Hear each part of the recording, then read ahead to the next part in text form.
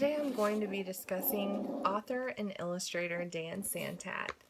Dan is known for being the 2015 Caldecott Award winner. He also is a bestseller, New York Times bestseller.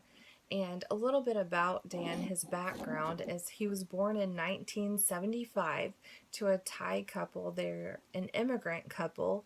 And after high school, he ended up graduating with a bachelor's degree in biology from University of California. His parents wanted him to be a doctor. That was the goal. However, he ended up changing his path. He ended up with a illustration degree from the Art Center College of Design. And after that, it kind of opened a door to him being a 3D modeler. I know he was a texture artist. He also did some concept development for some video games. But then in 2002 he ended up networking with a Scholastic editor, and that kind of paved his way for illustrating and creating children's books. His first book was in 2004. It was The Guild of Geniuses. And then after that, he ended up developing more books, and he continues to do that today. One of the interesting things that I found out about him is as an illustrator, he's famous for creating his own style by the details in his strong line work, boldness in colors, and balance of space. He uses acrylic painting in most of his illustrations. However, he's also incorporated those acrylic illustrations into Photoshop, and he uses Photoshop a majority of the time as well. Along with his book writing and illustrating, he also developed the animated show, The Replacements. And he now lives in Pasadena, California with his wife, 2 sons, and several pets. He continues to inspire and amaze readers to step outside of the box whenever they view his work. One of the books that I ended up picking up from our public library, it's not the one I'm going to read to you today, but it's one that just kind of showcases his illustrations and his artwork. It's called Drawn Together, and it's by Min Lee, I think is how you pronounce his name. And then Dan Santat is the illustrator of it. And so this book is about a little boy who, him and his grandfather's from Thailand, and they have a language barrier that's difficult at first in the book. However, they both continue to start drawing. They realize both of them can draw, and they're able to communicate in that way. So I'll show you a few of those pictures.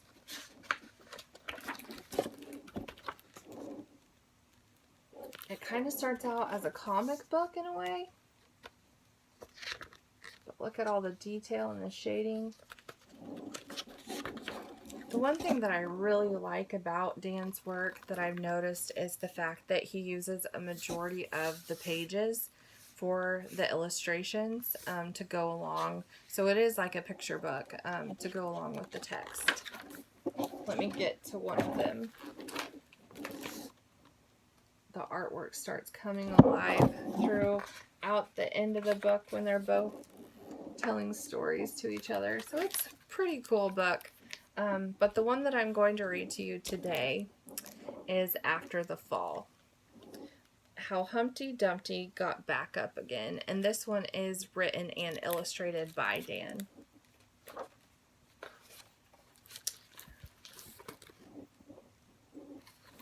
My name is Humpty Dumpty. This was my favorite spot, high up on the wall. I know it's an odd place for an egg to be, but I loved being close to the birds. Then one day I fell. I'm sort of famous for that part. Folks called it the Great Fall, which sounded a little grand. It was just an accident, but it changed my life.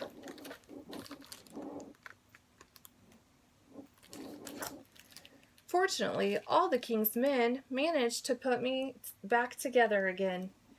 There were some small parts that just couldn't get healed and damp with bandages and glue.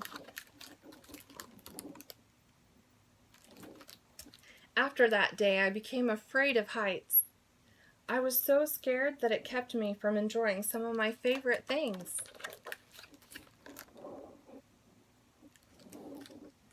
I walked past the wall every day and I would think about climbing that ladder again. I really missed the birds and that being high above the city, but I could never do it because I knew that accidents can happen.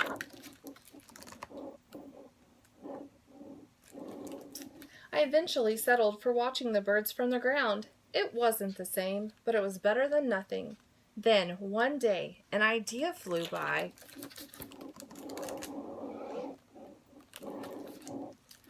Making planes was harder than I thought. It was easy to get cuts and scratches, but day after day I kept trying and trying until I got it just right.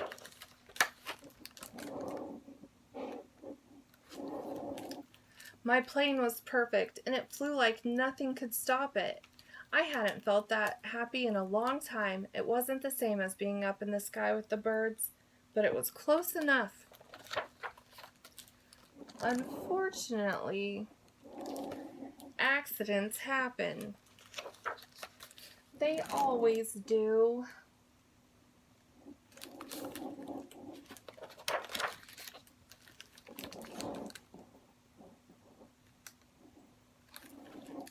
I almost walked away again, but then I thought about all the time I spent working on my plane and all the other things I missed. I decided I was going to climb that wall, but the higher I got, the more nervous I felt.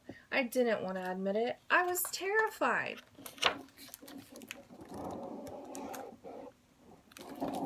I didn't look up, I didn't look down, I just kept climbing one step at a time until I was no longer afraid.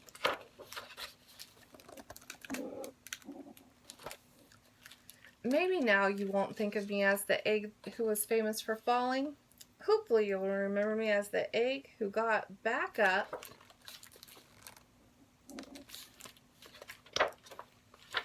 and learned how to fly.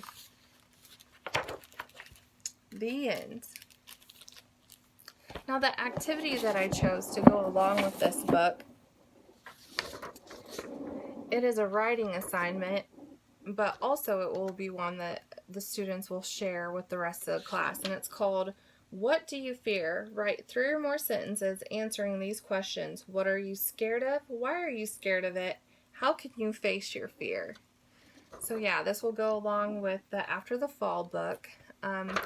With a wrap up on Dan, though, one of the things that I found inspiring from him is he turned down jobs from Google and I know Apple and some other big companies so he could expand what he wanted to do originally for himself, and that was to create his own books and to be able to work outside a box that someone else would hold him to. And so I find him admirable, and I'm glad that I was able to dig into this. So I hope you were able to find out more about Dan Santat.